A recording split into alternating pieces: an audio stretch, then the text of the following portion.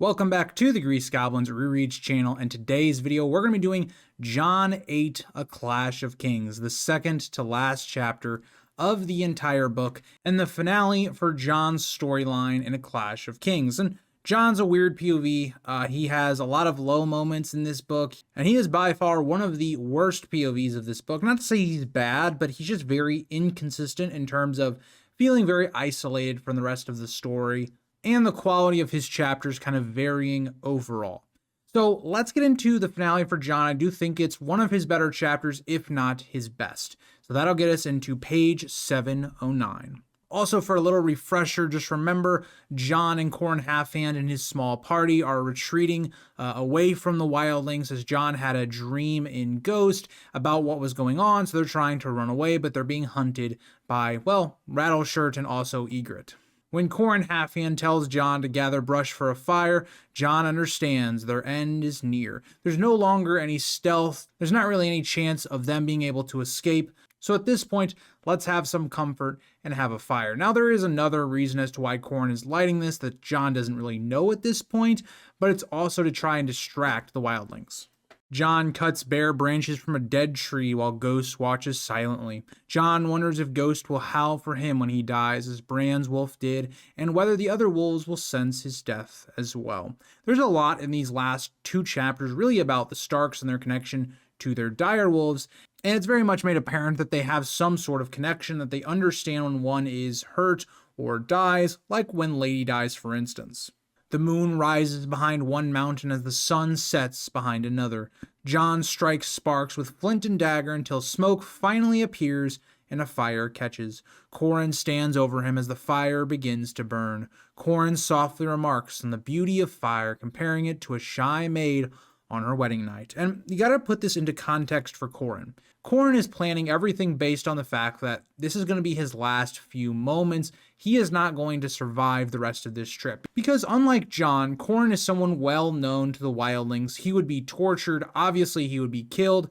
There's no out here. If Qhorin and Jon are caught, Qhorin will die. And so he's realizing that. But also he's trying to formulate the plan of how does Jon factor into everything? And Jon is going to have to be the one to kill Qhorin, as Jon will find out later. So a lot of these last few moments for Qhorin are a little bit sobering because he's experiencing fire for the last time. He's trying to have any slight comfort, probably before the end. Jon reflects that Qhorin, who he believes has spent his entire life in the Watch, is not someone he would expect to speak of such things. It also goes back to, what did Qhorin have as a life before he went to the Wall? Like, who was he as a man? Did he ever experience what normal teenagers or adults ever really experience, like love or things like that? Jon wonders about that, and a lot of it's kind of contemplative for Jon himself. Jon could very easily see himself being somebody like Qhorin, this famous ranger of the Night's Watch, and years from now, he'll be the older ranger that people are looking up to, and that they wonder, did he ever get to experience life outside of the Wall? And Jon really never did. Jon cannot ask about Qhorin's past, though, and instead tends the fire. He removes his stiff gloves and warms his hands, feeling relief and comfort from the spreading heat. Not only has Jon been basically freezing his butt off the entire book, remember, Jon also has the injury to his hand because he had to grab the fire or whatever that he was using in book 1. And so that's given him some discomfort in his hand. So I just wanted to point that out as well. As we get into page 710. Qhorin sits cross-legged by the fire with Jon. Only the two of them remain from the 5 rangers who fled the Skirling Pass. Jon had hoped Squire Dalbridge would hold the wildlings in the pass, but a distant horn signaled his fall. As after this, an eagle was seen soaring overhead. As Stone Snake had attempted to shoot it, he could not reach it in time. Eben had suspected wargs or skin changers are watching them, which is the truth and is the case, and it's kind of ironic given that we know Jon is one. But yeah, given that the bird is constantly following them, it's not normal. This has to be some sort of warg or skin changing ability. The eagle appears again the next day, and the sound of a hunting horn grows closer. Qhorin orders Eben to ride east to warn Mormont, taking both his and the squire's garrons. And this is done mainly so that if one of the horses fail, that means he can use the other one to try and ride off to get to Mormont. We know this is not going to go well, and the wildlings do capture him, and we get that revealed at the end of the chapter. So unfortunately, this was kind of a Hail Mary that didn't really go anywhere. Because you gotta remember, all of this territory is wildling home field advantage. They know all the quick paths to get from here to there. They have a warg. They know any of the movements that you're making. There is no escape from what is going to happen. But Evan had suggested sending Jon instead because, well, Jon is younger and he has more to his life. Let him try to flee if anyone's going to escape this. Now, luckily, Jon does not do this because Jon actually would have been killed. Now, maybe it's Qhorin understanding that, knowing that Evan has no chance anyway, and this is just kind of a futile attempt that maybe there's a less than 5% chance Evan, lives. And Qhorin has also been formulating the plan in his head that we're going to get caught eventually. It's the manner of how we're caught and what can Jon do to try and still serve the Wall and the Watch. But Qhorin insists Jon has a different role and calls him a man of the Night's Watch, no longer a boy. He must serve. Evan departs under moonlight and Stone Snake initially rides east with him, then doubles back to obscure his tracks. Now, this doesn't really matter. It's a nice gesture to try and help him, but they have a bird watching all of you guys. It's not going to work. They're going to know where he is. Qhorin, Jon, and Stone Snake head southwest to draw off pursuit. They ride continuously, sleeping in their saddles and stopping only to feed and water the horses. Despite efforts to hide their tracks, they know they are being watched, seeing the eagle at dawn and dusk. While crossing a ridge, a starving Shadowcat attacks nearby, frightening Stone Snake's mare, and the mare panics, falls, and breaks a leg. And that at this point means death. If you lose your horse, you completely lose the ability to travel, and eventually they will catch up to you. So this is more or less like a death sentence for Stone Snake, and I'll say this, I've struggled on pronouncing his name in terms of just saying the Stone Snake, the double S's, this entire recording. So honestly, I'm glad he's leaving the story at this point. But also just the idea that, again, a hungry animal is willing to do things that a normal Shadowcat would do. Like a Shadowcat wouldn't normally attack 3 men mounted on horses, but because this particular Shadowcat is starving, it's willing to lash out a bit more. It's kind of like how you see dogs or maybe even cats when you see them on the streets and they're desperate. They're willing to lash out more than they might normally would in a normal situation. Ghost feeds on the horse's carcass, and Qhorin makes the men mix the horse's blood with their oats for strength. So we can have another nod, and we'll see this a lot more as the story goes on, to the idea that blood gives strength, power, and even magical ability, which is something interesting that's brought up here. Just kind of reinforces the idea that blood is very important in George R. R. Martin's world.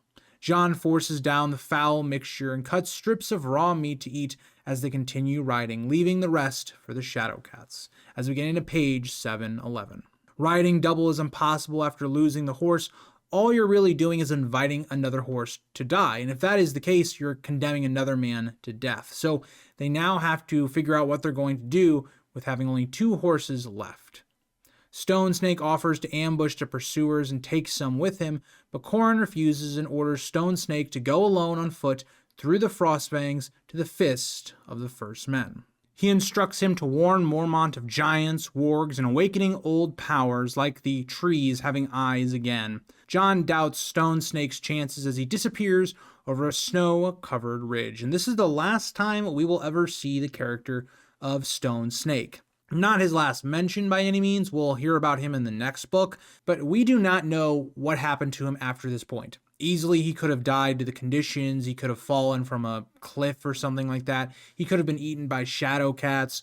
We don't know what his fate is. We know the wildlings do not kill him, or at least it's not a confirmed kill, but we do know he's unaccounted for, so he possibly could be still alive into the main story, albeit I highly doubt it. And in a lot of ways, Qhorin is giving Stone Snake another opportunity of living. I mean, he has a better chance of escaping, trying to get to Mormont than him just dying, maybe buying a couple minutes for Qhorin and Jon, who are already kind of condemned at this point. Qhorin already kind of realizes, even if he is still trying to get them away from the wildlings, that they're kind of doomed. They're going to catch up at some point. So sending Stone Snake to try and go by himself is a better mission overall and might have some chance of success. The nights grow colder and lonelier as Ghost remains nearby even when unseen. Jon and Qhorin ride mostly in silence through harsh terrain and relentless wind. Jon sleeps without dreams. Something I do want to note, I don't know if this is what George was trying to do, but it kind of got me to think about what we're going to see in the next book with the Storm of Swords, is the nights grow colder and lonelier. Could also be the indication that the others are slowly approaching the Fist of the First Men. They're going to make their strike on the Night's Watch and basically cripple them for the next book. Could be a little nod to that, but maybe I'm reading into it, just because, well, Jon and Qhorin are in the deep north, and obviously it's going to be getting colder because we're getting closer to winter. By the fire, Qhorin asks if Jon's sword is sharp, and Jon replies it is Valyrian steel given by the old bear. Qhorin asks if Jon remembers his vows and tells him to say them again. There's a lot of reasons why Qhorin is doing this. Qhorin is really trying to engrave into Jon's mind, you are now a vessel of the Night's Watch. It does not matter what your needs are, what you want to do. You serve and you serve alone. Your name, your life does not matter necessarily unless it's just service to the Watch. You will not really be remembered is kind of what he's trying to tell. It's the same idea of what Jeor Mormont was trying to tell Jon earlier in the series. But here it's also to reinforce what is to come. Jon is going to have to become basically one of the wildlings. He's going to have to kill Qhorin Halfhand, a man he looks up to and he's been following through the later stages of this book. It's a lot of ways Qhorin trying to show Jon what he must become. Together they recite the Night's Watch oath beneath the rising moon. When finished, only the fire and wind make sound. Jon reflects on the weight of the words and prays for the strength to die bravely. And in a lot of ways, Jon is going to be asked to do something far more brave. It's one thing to go out fighting to the death and all of that kind of stuff, but instead to basically lose all of your honor, break your vows, all that kind of stuff, to try and be a spy within the wildling camp takes a lot of bravery, especially given what you're up against. If you are uncovered as not being a true wildling sympathizer, you will be tortured and then killed. So Jon is going to be asked of a lot in the next book specifically, and in the end of this book as well. Jon believes the end is near as the Garons are nearly spent and Qhorin's horse may not last another day, as we get into page 712. And at this point, the horses are their lives. As soon as the horses die, they can't outrun the wildlings anymore, and eventually they will catch up to them. As the fire burns low, Qhorin remarks that if the wall falls, all fires will go out. He says they may yet escape, or maybe they won't. And at this point, it's looking more and more likely that they will not escape at this point, given they're still being tracked and their horses are failing. Jon claims he is not afraid to die, though it is only half true. He's kind of projecting that he wants to die bravely, but he's still scared all the same. Qhorin warns that death may not be the worst outcome and says that if they are taken, Jon must yield. And for Jon, this has got to be a huge shock. What do you mean I'm supposed to yield to the wildlings? Why would I ever do such a thing? If I do that, they're still going to torture and kill me. Why not die bravely? And Jon thinks about this for a second, noting that wildlings only spare oathbreakers who join them, like Mance Rayder. Qhorin commands Jon to yield if captured. Now, what I think is so interesting between both Book 1 and Book 2 is we actually see Jon attempts to flee the Night's Watch, to break his vows to help Robb. But here is a twist on that. Now he's going to break his vows because he's being told to do so. He's being told to go to the wildlings. It's a nice, interesting twist on that, and some of the reasons I really love A Clash of Kings is some of that really nice, subtle writing from George. He states that their honor matters less than the safety of the realm, as Qhorin forces Jon to affirm that he is a man of the Night's Watch. He instructs Jon to join the wildlings if taken, even if forced to cut his cloak, swear false oaths, or curse his brothers. Jon must obey outwardly, but remember inwardly who he truly is. This is something Jon is going to struggle with the entire next book, as Jon, in a lot of ways, is trying to do what Qhorin says, but it's much harder than he really even imagines. Jon in the next book will start to kind of admire some of the wildlings and kind of become friends with them to a degree, and then he becomes a lover of Egrets, and the two have a relationship. It's much harder than what it kind of appears on face value for Jon, and he's going to realize that in the next book. That's why A Storm of Swords is so great, because of how George builds into some of those plot lines here in A Clash of Kings. And it's everything Jon doesn't want to do. Jon has been judged as a bastard his whole life and all the stigmas that come with that. And now Jon almost has to lean into that and to be everything bastards are believed to be. It is a really tough route for Jon, who's been raised to be a very honorable and good man by Ned. Corran tells him to ride, eat, and fight with them while watching and learning. Jon asks what he must watch for. Corran references ghosts seeing wildlings digging near the milkwater and says Jon must learn what they seek and whether they found it. Jon agrees reluctantly and asks Corran to tell Lord Mormont he never broke his oath. Corran, with a long pause, very solemnly promises he will, saying, "When I see him next." And that's the point of this, is that Jon is, in a way, still very naive to the situation, because if this was to happen, if Jon and Corran were to be caught, Corran's obviously going to die, so Corran can't ever tell Jorah Mormont about this mission. And that's the other thing Jon's going to realize.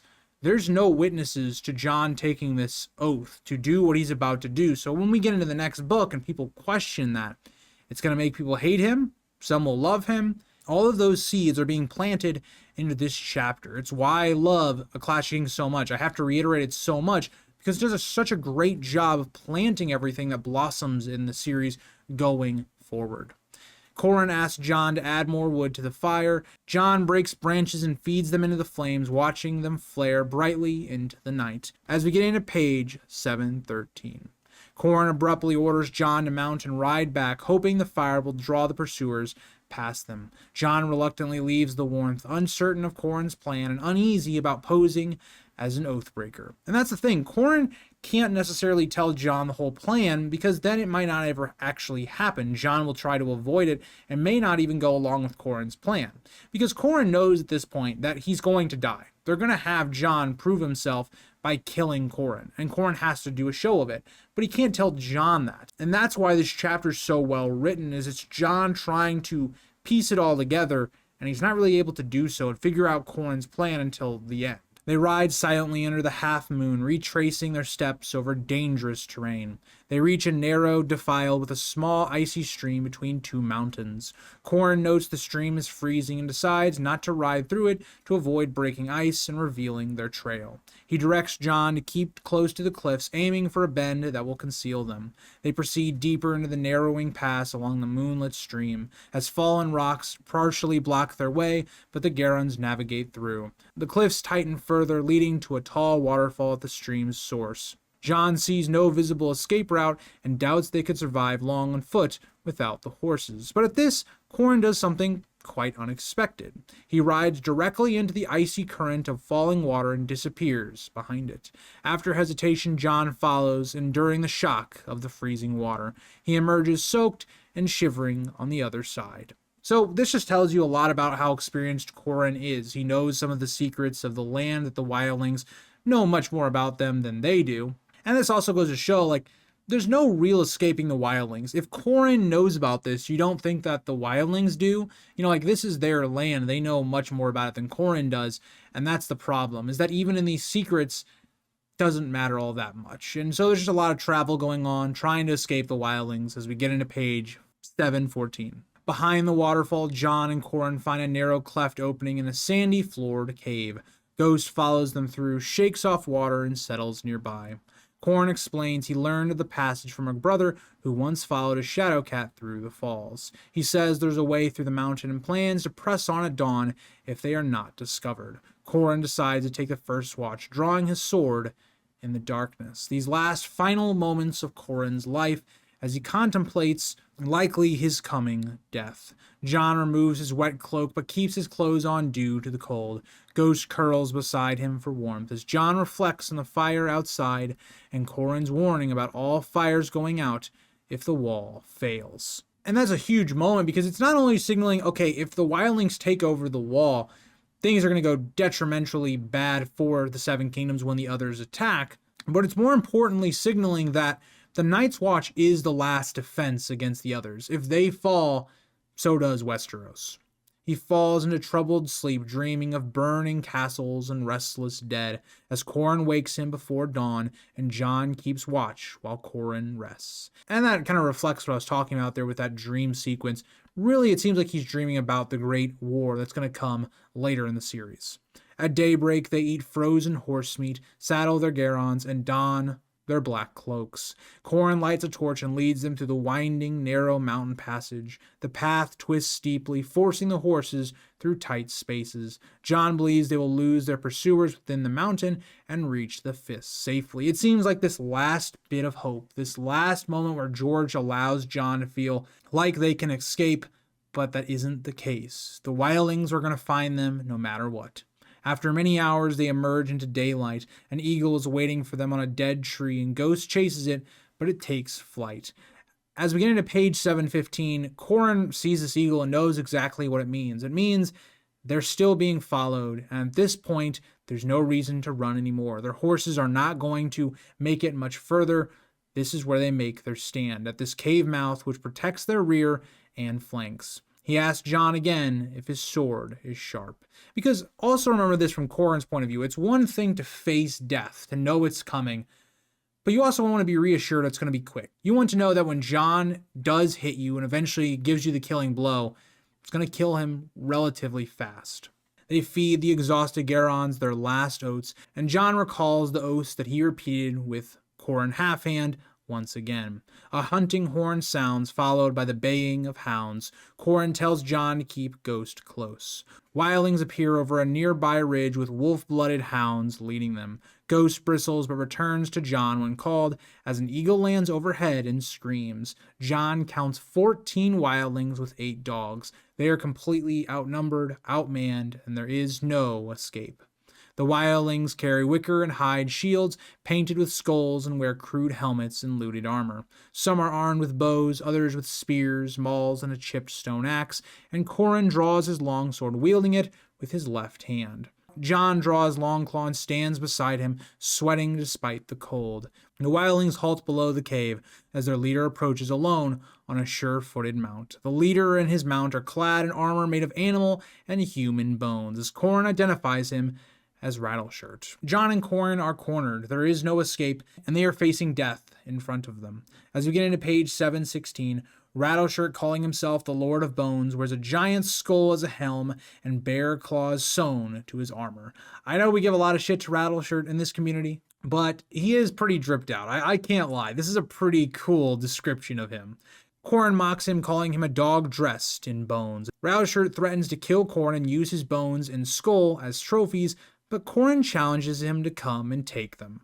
At this, the wildlings hesitate due to the narrow approach to the cave, which limits their numbers. And we also see that Rattleshirt is kind of a little bit in fear of Corin's reputation. Corin has the reputation of being one of the most dangerous members of the Night's Watch and one of the most skilled, even using his left hand. He basically was a right-handed swordsman and trained his left hand to be so good that people think he's even better now. That is a crazy reputation, and so you can kind of see right away that when Jon yields, why they would send Jon up against Corin. A spearwife reminds the Rangers they are outnumbered 14-2 with 8 dogs against 1 wolf. Rattleshirt orders a display, and a spearwife produces Ebben's severed head as proof of his death, just to put fear in them and what their fate is going to be. Rattleshirt declares the same fate awaits Jon and Corin, wielding Ebben's battle axe. Wildlings taunt Jon, threatening to kill Ghost and mocking him, and Corin warns Jon not to be provoked and to remember his orders. And it's really to remember your vow. Remember what you promised me to do. You need to yield. You need to flip to the wildlings. Now is your chance. Rattleshirt commands his archers to shoot, but Jon steps forward, not even really thinking, almost acting on instinct and impulse, and declares they yield before arrows are loosened. Corin denounces Jon as a coward and tells him to go to his new masters. It's all a performance. It's all for the wildlings to believe that Jon truly is abandoning him.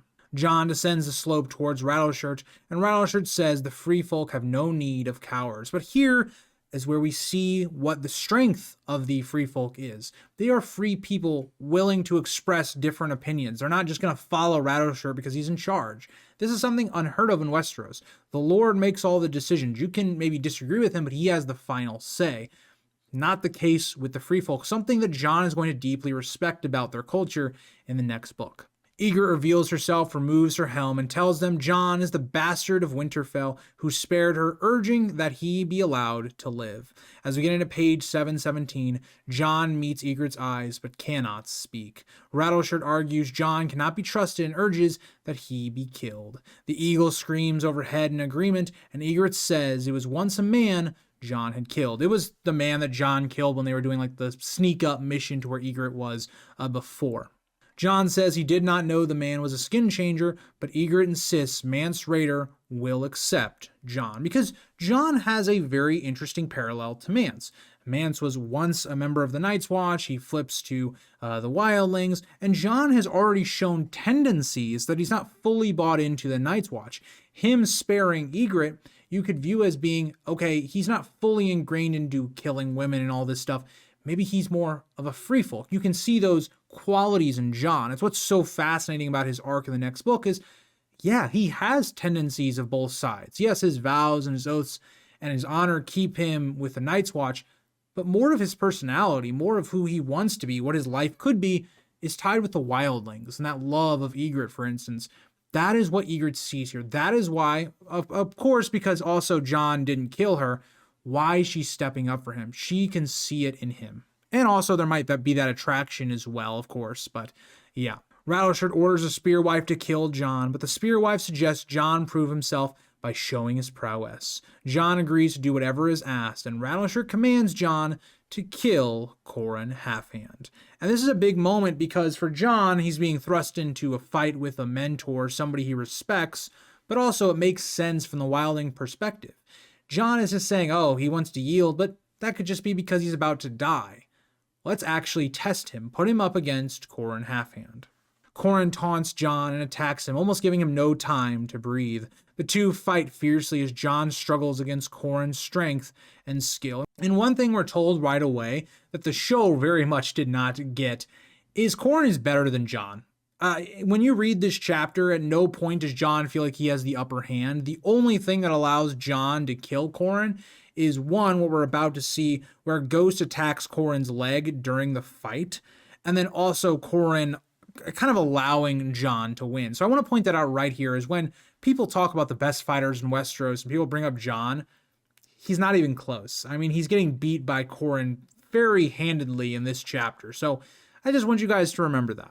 In the opening created because of the bite that Ghost did, Jon strikes Qhorin across the throat with Longclaw as blood pours from the wound and Qhorin falls. Qhorin's last word is sharp, acknowledging Jon's blade before he dies. But as we get into page 718, Jon realizes that's why Qhorin had been asking Jon about his sword. It was for this moment. It's been Qhorin's plan pretty much this whole time. And for Jon, it's a very sombering moment. He has just broken his vow. He has killed another member of the Night's Watch. He's killed a brother. And at this point, he's about to break that vow even further, going with the Wildlings. Jon is now an Oathbreaker. And also it's interesting because George also allows us to see more of that connection with Ghost and Jon as Ghost assists him in the fight. That's another thing they didn't really do in the show, and a lot of times the show, especially in season 2, removed a lot of the magical elements from the story. And this is just one of those nice moments as we really get to see as the story goes on in A Clash of Kings, the magical side of it, especially with the Stark children. Jon thinks of his brothers at Castle Black and his family, questioning who he is now. The Wildlings seize Jon and pull him to his feet as he does not resist. Ygritte identifies him as Jon Snow, son of Eddard Stark of Winterfell, and some Wildlings mock Qhorin's death at the hands of a lord's bastard. And that's the whole point. Jon, for the whole first book, was fighting being a bastard, not really acknowledging it. And in the second book, he has become more comfortable with it, being called Lord Snow, all this stuff. But it's kind of poking at that insecurity that Jon has been trying to fight, that because he's a bastard, that means he's a horrible person. But now Jon is being viewed that way. He's a bastard that just betrayed the Night's Watch and killed Qhorin. Rattleshirt initially orders Jon killed despite his surrender, but Ygritte reminds them Jon yielded, and others argue over whether Jon truly killed Qhorin or if Ghost aided him. Rattleshirt calls Jon a warg and expresses distrust. Ygritte and others defend Jon, saying wargs do not frighten them. I mean, they're being assisted by one right now. This is not something that scares the free folk, any of that kind of stuff. And this is that stuff that I talked about earlier where the wildlings are their own people. They're their own cultures. They are willing to, say their opinions. They're not shy about that. They don't blindly follow people like we see in Westeros. And so that's something that Jon is really going to appreciate about them and makes them very unique in this story. Rattleshirt reluctantly allows Jon to live more because there's a lot of people in his band that are going against him on this, and so he allows him to live. The wildlings burn Corrin's body on a smoky pyre, and Rattleshirt keeps some of Corrin's charred bones. The others divide his belongings by dice. And that's the other thing if you're Jon is, not only did you have to kill a man you respected, his corpse is being desecrated, his belongings are being looted. There's no real honor or anything like that to his death. Now, at least Corrin is being burned, so, he's not going to become an other or something like that. But it's also the disrespect to Corrin's body that's going to be a tough pill to swallow for Jon. He's going to have to swallow more pills as the story goes on. Ygritte wins Corrin's cloak, and Jon asks if they will return via the Skirling Pass. Ygritte tells him no in a very sad and somber note, and reveals that Mance raiders are already marching down the Milkwater toward the wall. And this last chapter for Jon really sets up the third book perfectly. I mean, Jon has been kind of a footnote in this book. He has 8 chapters, but a lot of them are really small, so he kind of has a smaller presence similar to like Daenerys or Bran. And when you finally get to the end point of where this book needed to be, you finally have raised the stakes where the wildlings are now actively marching on the wall. Jon is having to play the role of an oathbreaker, and as a wildling sympathizer who's now becoming a wildling, it heightens everything this book was building towards. And it's one reason I look at Jon very differently than I look at Daenerys. They do share a lot of the same weaknesses in this book, but their endpoints are so significant. Whereas Jon, I really like his ending in this book. I think he has a fantastic finish, albeit I don't think it's one of the best chapters of the book or anything. I think it's definitely a good conclusion, though. Daenerys kind of ends on a whimper. I really hate what George did with her story to end it out. She doesn't overcome anything. She's kind of handed everything, and her story feels so disconnected from Westeros. Jon has spent an entire book feeling very disconnected from the main story, and all of a sudden, you kind of get what it's all for. It's to establish that Mance is marching on the wall, setting up the battle for Westeros in the next book with the wildlings, and Jon kind of having another identity crisis like he had in book 1. It's a nice endpoint for Jon, and I think that without this chapter, we would view Jon a lot more negatively in this book than we already do, but I think this chapter helps bump him up to at least being not the worst POV. I think Daenerys concretely has that for this book. And then between Bran and Jon, it's really tough because I think for most of the book, I prefer Bran. But then I think some of the ending chapters, when Jon finally gets to the Fist and the story starts to progress a lot more for him, I start to prefer Jon over Bran. And, well, Bran also disappears from the story for a good chunk of it. They're very similar, Jon and Bran. But let me know what you guys think about Jon's storyline. Man, it's so sad to me. I just got done reading the last chapter of A Clash of Kings to start doing my notes for before this recording. And man, we're at the end of A Clash of Kings next week. And it's a really sombering feeling because not only is this my favorite book, the ending of this book is so different than A Game of Thrones. A Game of Thrones is, yes, Ned dies, and that's sad. But it's kind of a happier ending book. Like Daenerys has her big moments where she has the dragons come back, Robb becomes king, Tyrion becomes Hand of the King. It seems like he's finally recognized by Tywin.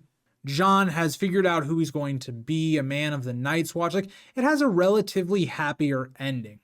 And a lot of its best chapters are at the very end of the book. A Clash of Kings takes a very somber, sad note to it. It ends on a very depressing note. Think about any POV in this book. Outside of maybe Daenerys, all of them have super sad endings. Bran sees Winterfell is burned, Lewin dies, and he has to leave and be separated from his brother. Jon has to kill Qhorin Halfhand and now become a wildling as they're marching on the wall. Catelyn releases Jaime in this fit of grief and depression as she believes Bran and Rickon are dead. Robb's campaign is falling apart. Arya has become motivated more by revenge and has now outright murdered somebody in her attempt to flee Harrenhal. Tyrion, who we talked about last week, is a character that has completely lost all power in King's Landing. He's taken a severe injury and nearly died. there's no character really in this book that ends on like a happier ending. This is a dark book. It's a book that ends on a depressing note, and we'll really talk about that in next week's video with Bran's finale. So thank you guys all for watching. I hope you guys have enjoyed the coverage for Jon's storyline for A Clash of Kings, and I'll see you guys back for the finale of A Clash of Kings. Bye, guys.